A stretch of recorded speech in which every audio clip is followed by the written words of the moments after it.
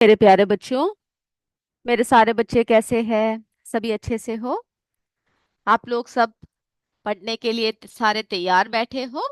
Okay, चलिए। तो मेरे बच्चों, आज की क्लास भी हम लोग ऐसा करते हैं, कुछ अच्छे विचारों के साथ जो है हम लोग शुरू करते हैं।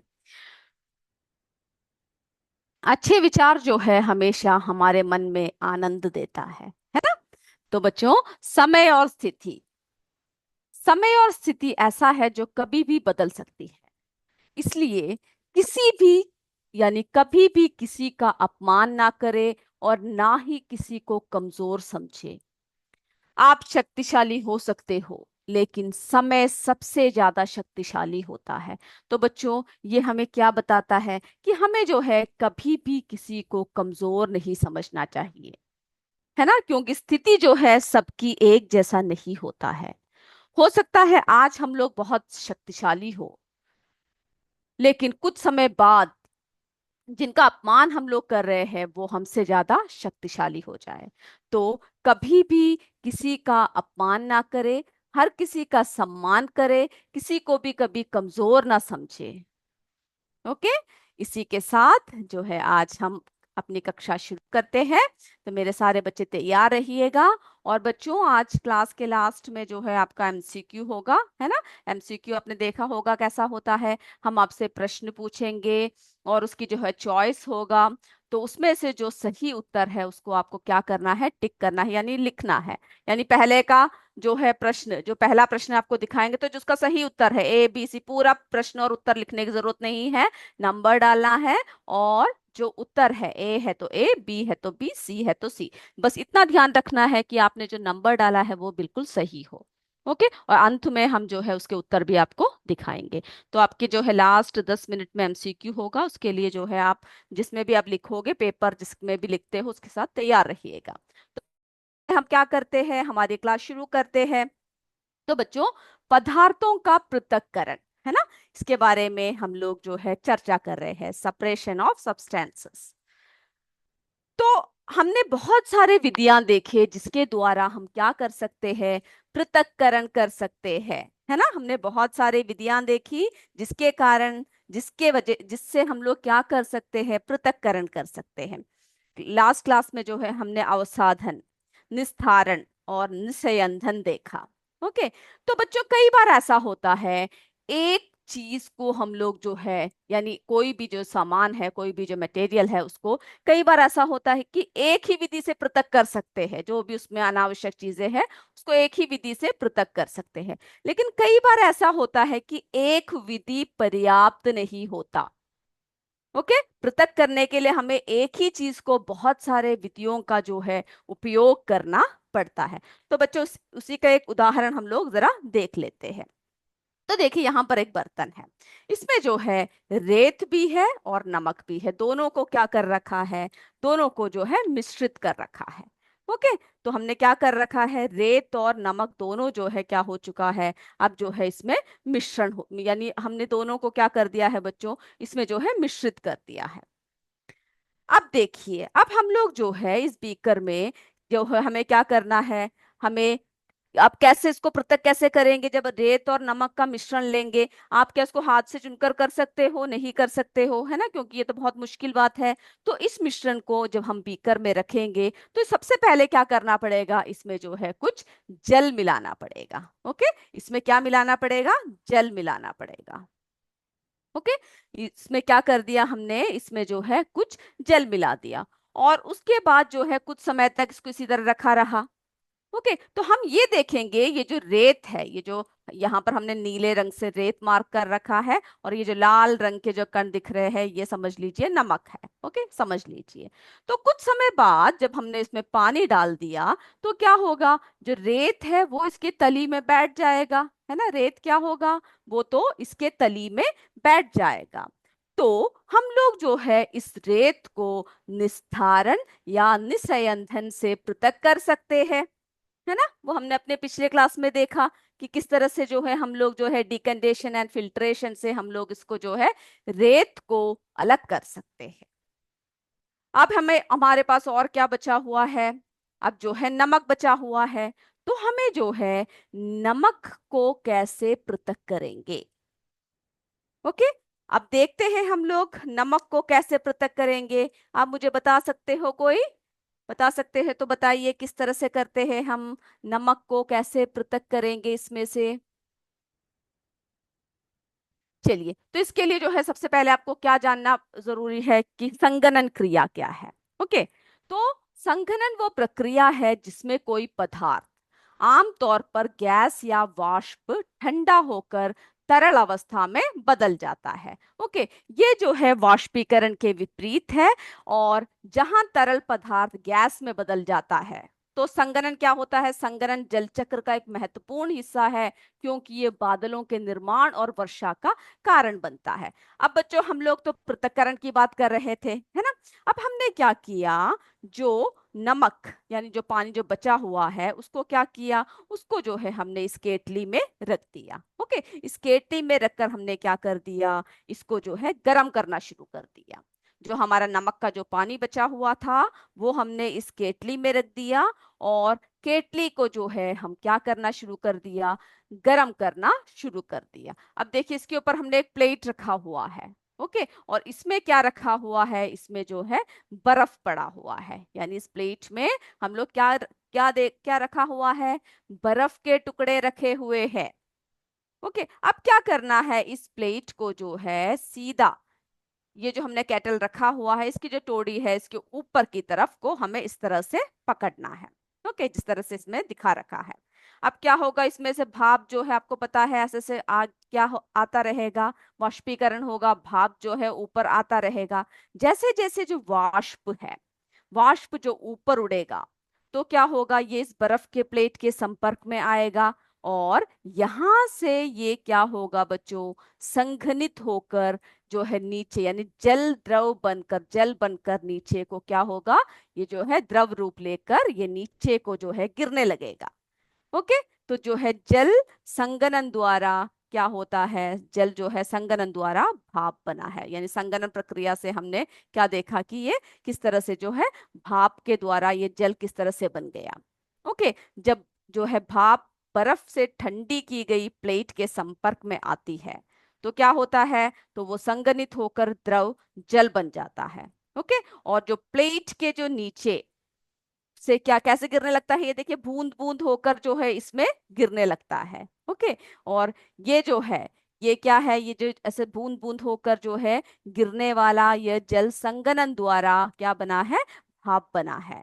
अब जल वाष्प से उसकी द्रव अवस्था में परिवर्तित होने की प्रक्रिया हमने आपको क्या बताया, यानी जल वाष्प से द्रव में परिवर्तित हो रहा है, वो उस प्रक्रिया को हम लोग संगनन कहते हैं। ओके, अब क्या हो गया, पूरा जल तो वाष्पित हो गया। ओके, अब नीचे क्या बच गया, इस बर्तन में क्या बच गया, हमें नमक चाहिए था, है ना। तो इसमें जो है नमक बच गया, पूरा जल जो है वाष्प बनकर ऊपर उड़ गया, और यहाँ पर क्या बच गया हमारे हाथ में बच्चों, नमक जो है यहाँ पर बच गया। ओके, यानी जब पूरा जल वाष्पित हो जाएगा तो केतली में क्या छूट जाएगा, इसमें जो है नमक रह जाएगा। ओके, तो इस प्रकार से हमने जो है क्या देखा, इस मिश्रण को जो है, यानी नमक और रेत के मिश्रण को, इसको जो है हमने निस्तारण, निस्संदन, वाष्पन और संघनन प्रक्रिया से, यानी इतने प्रक्रियाओं का इस्तेमाल करके हमने क्या कर दिया, अलग कर दिया। ओके, आपने कई बार देखा होगा, जैसे कि अगर आप कोई भी बर्तन में दूध उबालो या फिर कोई भी पानी कुछ उबल रहा है उसके ऊपर अगर आपने एक ढक्कन लगा दिया है, तो आपने देखा है इस तरह के पानी के कण, कभी देखा है इस तरह की जल की बूंदे। अगर नहीं देखा तो आज जो है आप लोग क्या करोगे, आपकी मम्मी या कोई भी जब भोजन बना रहा है या कुछ भी कर रहा है तो जरा उनसे पूछिएगा, और वो जब कर रहे हो तो जरा दिखाने को कहिएगा। ओके, कई बच्चों ने देख रखा होगा। ओके, तो ये जो है इस प्रकार जो है हम लोग क्या कर सकते हैं, क्या देख सकते हैं, जो ढकी हुई जो प्लेट है इसमें, है ना, जब हम कुछ उबालने को रख दे तो जो ढकी हुई प्लेट है उस पर जो है जल की बूंदों को संगनित होते हुए हमने देखा है। ओके, इतनी बातें क्लियर हो गया मेरे बच्चों को।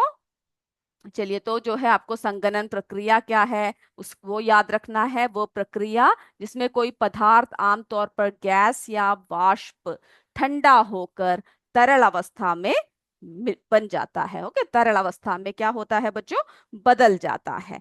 तो हमने जो है ये पृथक्करण का तरीका देखा, जिसमें हमने बहुत सारे तरीकों का इस्तेमाल किया है ना। हमने जो है इसमें जो है निस्यंदन, निस्तारण, है ना, और जो है फिर हमने क्या कर दिया, वाष्पन।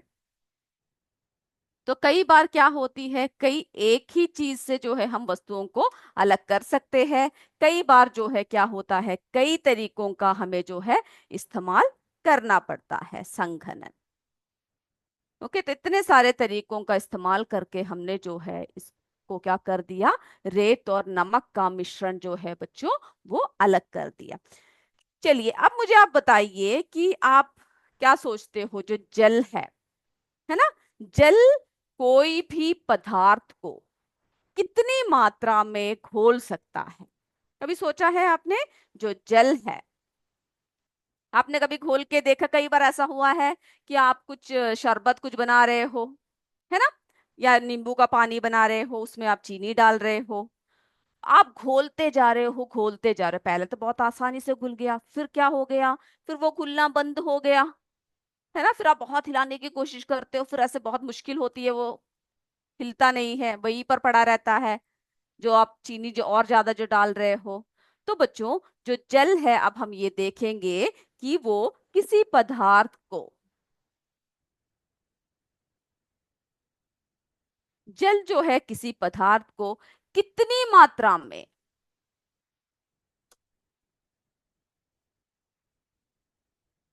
ओके, कितनी मात्रा में क्या कर सकता है, घोल सकता है।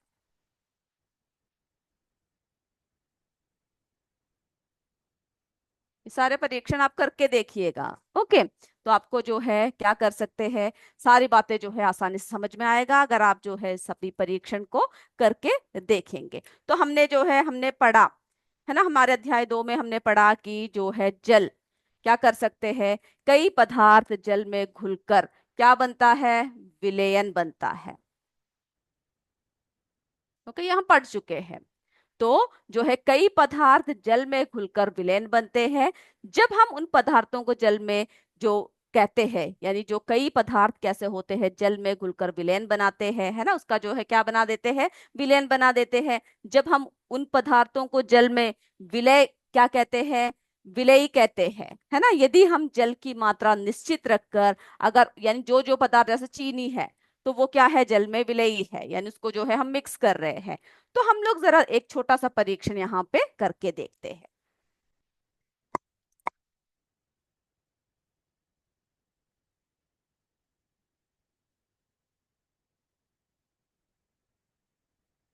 चलिए बच्चों, यहाँ पर जो है हम ऐसे करते हैं, कुछ थोड़ी सी घोल के देखते हैं। यहाँ पर मैंने गत्ता रखा हुआ है, यहाँ पर जो है मैंने एक ग्लास में थोड़ा सा जल ले रखा है। ओके, ग्लास में क्या ले रखा है, थोड़ा सा जल ले रखा है। अब जो है, अब मैं क्या कर रही हूँ, एक जो है छोटे से कटोरे में थोड़ा सा नमक ले रखा है। अब हम क्या करने वाले हैं, इस नमक को इस पानी में घोल के देखने वाले हैं। ओके, सबसे पहले हम क्या करेंगे, थोड़ा सा नमक लेंगे और उसको घोलेंगे। ओके, जब आप देखेंगे कि सबसे पहले क्या होता है, जब हम नमक घोलना शुरू कर देते हैं, है ना, आपने ध्यान दिया होगा, चीनी सब जो है जब आप घोलते हो, तो पहले जो जब आप डालते हो तो वो बहुत आसानी से क्या होता है, वो जो है घुल जाता है। फिर हम और मात्रा में लेंगे, ओके, और घोलेंगे। तो इस तरह से जब आप घोलते घोलते, यानी जब दूसरी बार हमने डाला तो क्या हुआ, हमें जो है मुश्किल हो रही है ये घोलने में, है ना। ये देखिए, ऐसे पानी का रंग ऐसे बदल रहा है, क्योंकि सब इसमें घुला हुआ है। और थोड़ी और देर बाद हम थोड़ी सी और नमक लेंगे और फिर उसको घोलना शुरू कर देंगे। ओके, अब जो है ये देखिए, नीचे नीचे जो है मुझे नमक ऐसा दिख रहा है, ये देख रहे हो, ये जो है नमक ऐसे ऐसे मुझे दिख रहा है, ये जो है घुल नहीं रहा है। अब थोड़ी देर बाद अगर हम इसको रख के देखेंगे थोड़े समय के लिए, तो हमें क्या दिखेगा, इसके नीचे जो है क्या होगा बच्चों, नमक जो है ऐसे बैठा हुआ हमें दिखाई देगा। ओके, क्योंकि अब क्या हो गया, जब हमने बार बार इसमें नमक डालना शुरू कर दिया, है ना, एक बार एक चम्मच डाला, उसके बाद हमने देखा कि वो जल्दी से क्या हो गया, उसमें जो है घुल गया। कुछ समय बाद जो है और भी ज्यादा जब नमक जब डालना शुरू कर दिया, तो वो जो है उसकी तली में जो है क्या हो गया, ये देखिए इस तरह से बैठ गया। ओके, तो ये परीक्षण आप लोग घर में जाकर करके देखिएगा। ये नहीं कि पूरा नमक खत्म कर दो या चीनी खत्म कर दो। ओके, और आप देखिएगा कि कितने चम्मच डालने से जो है कितने कितने जो है मात्रा में घुला। ओके, लेकिन डांट नहीं खाना है कि पूरा घर का चीनी खत्म कर रहे हो, नमक खत्म कर रहे हो। ओके, बोलना है कि हम एक छोटा सा परीक्षण करके देख रहे हैं। तो आप क्या करना, उसमें ज्यादा लेने की जरूरत नहीं है, थोड़ा पानी आपको लेना है। ओके, तो आपको जल्दी से आपके परीक्षण का पता चल जाएगा। तो बच्चों, जब हमने देखा कि बार बार हमने क्या किया, जब नमक का घोल यानी नमक को जब हमने उसमें मिलाया, तो हम क्या देख रहे हैं, वो जो नमक है पहले तो घुल गया है ना, और थोड़ी देर बाद फिर हमने क्या देखा, वो मिश्रण जो है वैसा की वैसे, यानी नमक जो है जितना हम डाल रहे हैं वो जो है वहां उसके तली में जाकर बैठ गया। ओके, अब क्या हो गया, जो है जितना हमने यानी कुछ चम्मच भर नमक मिलाने के बाद हम ये पाते हैं कि कुछ यानी पूरे नमक जो है उसमें विलय नहीं हुआ, कुछ जो है अविलयी यानी जो उसमें नहीं घुला। अविलयी नमक क्या करता है, बच जाता है ना नमक। कुछ अविलयी नमक जो है बच जाता है, और वो जो है जो भी बर्तन आप ले रहे हो उसकी तली में बैठ जाता है, यानी उसके नीचे जो है क्या हो जाता है बच्चों, वो बैठ जाता है। ओके, तली में बैठ जाता है। ओके, तो हमने क्या देखा कि जो है जितना हम उसमें डालते गए तो ज्यादा नमक जो है हमारे इसमें घुल नहीं पाया, कुछ नमक जो है उसके तली में जाकर बैठ गया। तो इसका अर्थ क्या है, अब ये जल में अधिक नमक हम लोग नहीं घोल सकते, है ना। ऐसा विलयन जो हमारे हाथ में आता है उसको हम लोग क्या कहते हैं, संतृप्त विलयन। क्या कहते हैं बच्चों, उसको जो है हम लोग संतृप्त विलयन कहते हैं। ओके, उसको क्या कहते हैं हम लोग, जो है संतृप्त विलयन कहते हैं। ओके, यानी संतृप्त यानी कैसा है, किस तरह से है, सैचुरेटेड, यानी वो जो है सैचुरेटेड सॉल्यूशन है। ओके, तो हमने क्या देखा कि किस तरह से जो है कुछ, अब हम लोग क्या करेंगे, अब जो है हमें और भी नमक उसमें घोलना है, तो हम लोग क्या कर सकते हैं, आप मुझे बता सकते हो हम लोग कौन कौन से प्रक्रिया को करके जो है उसमें और भी नमक को घोल सकते हैं। जी हाँ, सबसे पहले तो हम लोग उसमें और पानी, है ना, पानी मिला सकते हैं तो उसमें थोड़ी और घुलेगा। फिर हम लोग जो है उसको गर्म कर सकते हैं। जब गर्म करते हैं तो आप क्या देखते हो कि वो जो है उसमें आसानी से घुलने लगा है ना। तो जो है संतृप्त जो विलयन की मात्रा में क्या होता है, यानी विलयन में कम मात्रा में नमक मिलाइए और उसको फिर क्या कीजिए, इसको गर्म कीजिए। ओके, ये विलयन है, यानी संतृप्त विलयन क्या है, ये विलयन है जिसमें विलय जैसे कि चीनी या नमक की अधिकतम मात्रा घुली होती है, और अब और अधिक विलय नहीं घुल सकता है। ओके, संतृप्त विलयन एक ऐसा विलयन होता है जिसमें विलय जैसे कि नमक है, जो विलय क्या है, जो घोल रहे हम लोग, जैसे नमक है, चीनी है, उसकी अधिकतम मात्रा जो है घुल चुकी होती है, और अब और अधिक विलय जो है क्या नहीं कर सकते, उसमें घुल नहीं सकते, है ना। इसे एक ऐसे बिंदु के रूप में समझा जा सकता है जहां पर विलायक, विलायक यानी क्या है, पानी, है ना, उसमें जो है विलय को और अधिक मिलाने पर वो घुलना बंद हो जाता है। वो क्या हो जाता है बच्चों, वो जो है उसके नीचे जो है जाकर बैठ जाता है। फिर हम लोग और क्या कर सकते हैं, और जो है उसको गर्म कर सकते हैं, है ना। गर्म करने पर क्या होता है, वो जो है फिर से वो घुल जाता है। तो ये बातें आपको क्लियर हो गया। चलिए, अब देखिए बच्चों, संतृप्त विलयन क्या है, वो विलयन जिसमें किसी निश्चित तापमान पर विलायक ने विलय की अधिकतम मात्रा घोल दी है, यानी हमने जो है अधिकतम मात्रा घोल रखा है। यदि अब इसमें और विलय मिलाने का प्रयास करते हैं तो वो नहीं घुलेगा, है ना। वो क्या होगा, वो जो है उसके नीचे जाकर जो है वो बैठ जाएगा। ओके, अब विलय क्या होता है, वह पदार्थ जो घुल रहा है, जैसे पानी में चीनी, है ना। तो जो घुल रहा है उसको हम लोग क्या कहते हैं, विलय कहते हैं। और विलायक क्या कहते हैं, किसे कहते हैं, घुलने वाला पदार्थ, जैसे कि पानी है। ओके, तो ये बात को जो है क्या करना है, आपको अच्छी तरह से समझना है। तो बच्चों, हमने जो है क्या किया, हमने जो है इतनी सारी बातें जो है इसमें बताया है। तो आपको जो है हर बात पता होना चाहिए कि किस तरह से जो है हमें कौन कौन से, किस तरह से हम लोग जो है सबको अलग कर सकते हैं, कौन कौन से विधियों का हम लोग प्रयोग करते हैं, है ना। हस्तचयन, जो है निष्पावन, चालन, अवसादन, निस्तारण आदि विधियों को हमने देखा। ओके, और फिर जो है किस तरह पृथक्करण से क्या क्या फायदे हैं, और कौन कौन से किसी एक वस्तु को हम लोग क्या कर सकते हैं, एक ही तरीके से पृथक कर सकते हैं, या फिर उसी को हम लोग को जब अलग अलग करना हो तो बहुत सारे अलग अलग विधियों का जो है हमें इस्तेमाल करना पड़ता है। ओके, और जिस विलयन में कोई पदार्थ और अधिक ना घुल सके, उस पदार्थ उसको जो है हम लोग क्या कहते हैं, उस पदार्थ का संतृप्त यानी होता है, तो उसको संतृप्त विलयन कहते हैं। ओके, किसी पदार्थ के विलयन को गर्म करने पर उसमें और अधिक पदार्थ को हम लोग क्या कर सकते हैं, घोल सकते हैं। तो मेरे बच्चों, इतनी बातें आपको समझ में आ गई ना, कोई डाउट है तो आप लोग पूछ सकते हो। अभी जो है हमारा छोटा सा परीक्षा का समय हो रहा है, तो सारे बच्चे तैयार रहिए, हम लोग एमसीक्यू लेने वाले हैं।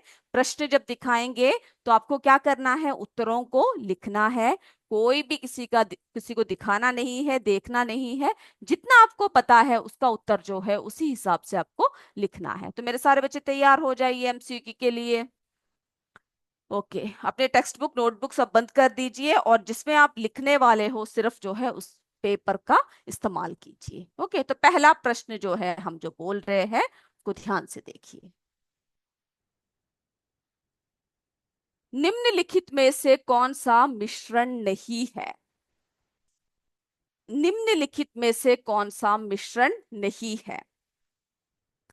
ए, नमक और पानी का घोल, बी, हवा, सी, पानी। तो इसमें से कौन सा जो है मिश्रण नहीं है, जल्दी जल्दी लिखिए।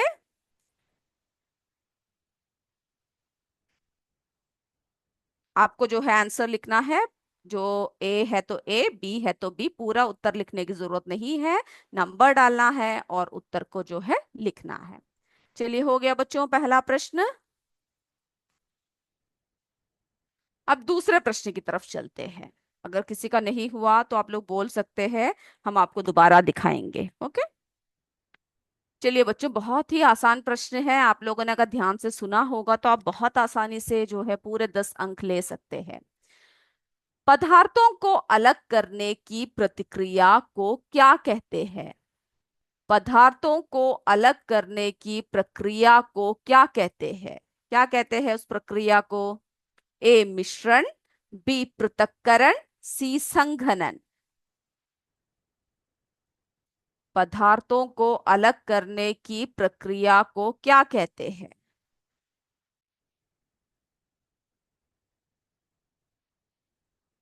चलिए, सभी का हो गया, आगे बढ़े हम लोग। Yes, okay. तीसरा प्रश्न देखिए।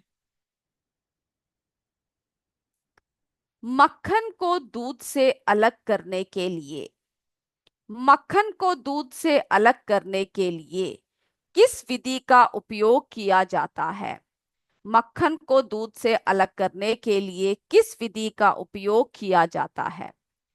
ए, वाष्पीकरण, बी, मथना, सी, निस्पंदन।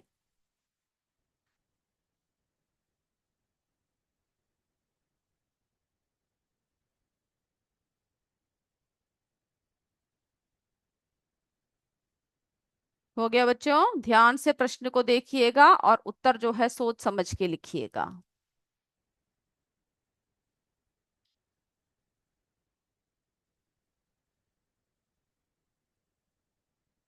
चलिए, अगला प्रश्न की तरफ चलते हैं, चौथे प्रश्न की तरफ। किस विधि में वाष्प को ठंडा करके तरल में बदला जाता है, किस विधि में वाष्प को ठंडा करके तरल में बदला जाता है। ए, वाष्पीकरण, बी आसवन, सी संघनन।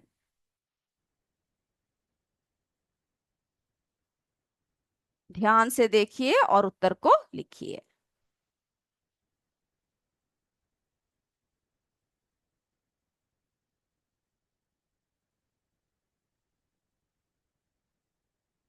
चलिए आगे बढ़े, पांचवें प्रश्न की तरफ चले।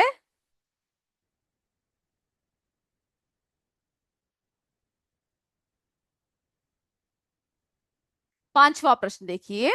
एक शुद्ध पदार्थ किससे बना होता है? एक शुद्ध पदार्थ किससे बना होता है? ए केवल एक प्रकार के परमाणु या अणु, बी दो या अधिक प्रकार के अणु, सी उपरोक्त सभी।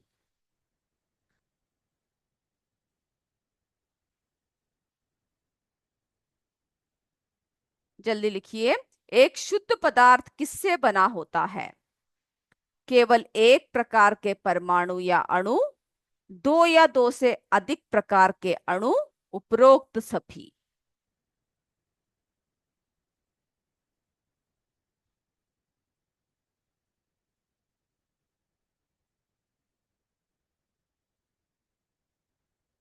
अगले प्रश्न की तरफ चलते हैं, छठवें प्रश्न की तरफ चलते हैं।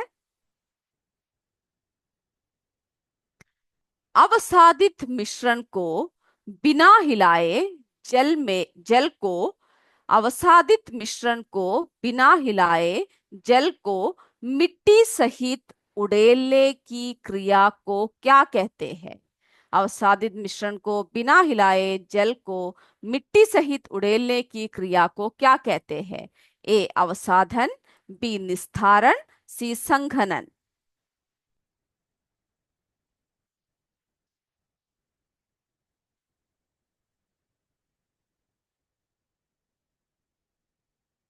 ध्यान से देखिएगा, कई बार ऐसे होते हैं कि टर्म्स में आप कंफ्यूज हो जाते हो, तो बिल्कुल सब क्लियर कर लीजिएगा और जो है अच्छी तरीके से आपको लिखना है।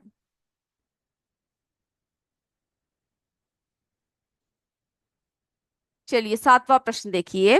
निम्नलिखित में से कौन सी विधि पदार्थों को अलग करने के लिए उपयोग की जाती है? निम्नलिखित में से कौन सी विधि पदार्थों को अलग करने के लिए उपयोग की जाती है?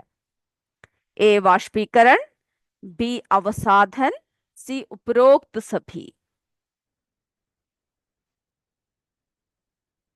निम्नलिखित में से कौन सी विधि पदार्थों को अलग करने के लिए उपयोग की जाती है? वाष्पीकरण, अवसाधन, उपरोक्त सभी।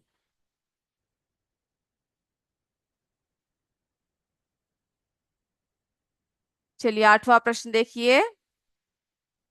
हस्तचयन विधि कब सुविधाजनक होती है?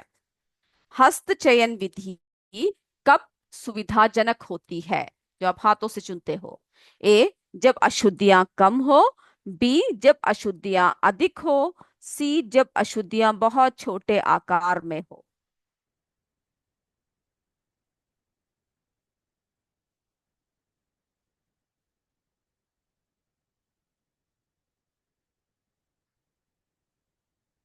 अगले प्रश्न की तरफ चले बच्चों। निम्नलिखित में से कौन सा पृथक्करण की विधि नहीं है? निम्नलिखित में से कौन सा पृथक्करण की विधि नहीं है? ए हाथ से चुनना, बी वाष्पीकरण, सी मिश्रण।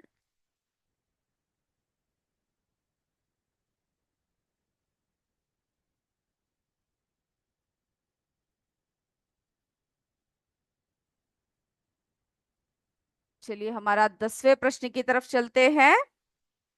सभी का हो गया? किसी का कुछ छूट गया है तो आप कमेंट करके बता सकते हैं, ओके। कोई भी प्रश्न छूटा है तो हम आपको वो प्रश्न दिखाएंगे। 10वां प्रश्न। मिश्रण के भारी और हल्के घटकों को अलग करने की प्रक्रिया क्या है? मिश्रण के भारी और हल्के घटकों को अलग करने की प्रक्रिया क्या है? यानी जब हम भारी और हल्के यानी भारी से हल्के घटकों को अलग करते हैं तो उसे क्या कहते हैं, कैसे करते हैं? ए निष्पावन, बी निस्पंदन, सी वाष्पीकरण। चलिए, तो मैं उम्मीद करती हूँ मेरे सारे बच्चों ने जो है, सभी ने क्या कर रखा है, उत्तर जो है लिखा हुआ है ना। अब हम लोग क्या करते हैं, जो है उत्तर की तरफ चलते हैं, और आप देखिए जो आपने जो लिखा है वो सही है या गलत है। पहला प्रश्न, इसमें निम्नलिखित में से कौन सा मिश्रण नहीं है? कौन सा मिश्रण नहीं है बच्चों, बताइए मुझे। पानी है ना, बाकी हवा में भी मिश्रित मिश्रण मिला होता है, नमक और पानी। नमक और पानी का घोल तो मिश्रण है ही। पदार्थों को अलग करने की, यानी पहले का लिख लिया ना आपने उत्तर। ओके, देख लो सही है या नहीं। पदार्थों को अलग करने की प्रक्रिया को क्या कहते हैं? सबको पता है, पृथक्करण कहते हैं।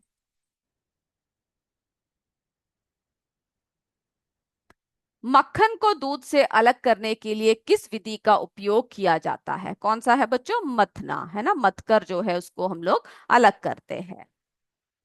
मंथन विधि का इस्तेमाल करते हैं। किस विधि में वाष्प को ठंडा करके तरल में बदला जाता है? अभी हमने पढ़ा है ना, संघनन।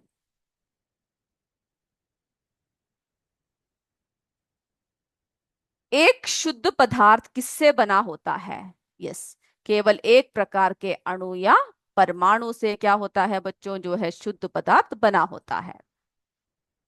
छठवां, अवसादित मिश्रण को बिना हिलाए जल में मिट्टी सहित उड़ेलने की जो क्रिया है, उसको हम लोग क्या कहते हैं? उसको जो है निस्तारण कहते हैं। निम्नलिखित में से कौन सी विधि पदार्थों को अलग करने के लिए उपयोग की जाती है? वाष्पीकरण भी और अवसादन भी, तो यानी उपरोक्त सभी। ओके, देखिए आप लोगों ने जो लिखा है वो सही है या नहीं। हस्त चयन विधि कब सुविधाजनक होती है? जब कैसा होता है, हाथों से कब हम निकाल सकते हैं? जब अशुद्धियां उसमें कम हो, है ना, बहुत ज्यादा होने से हम जो है नहीं कर पाते। निम्नलिखित में से कौन सा पृथक्करण की विधि नहीं है? हाथ से चुनना पृथक्करण है, वाष्पीकरण से हम पृथक्करण करते हैं।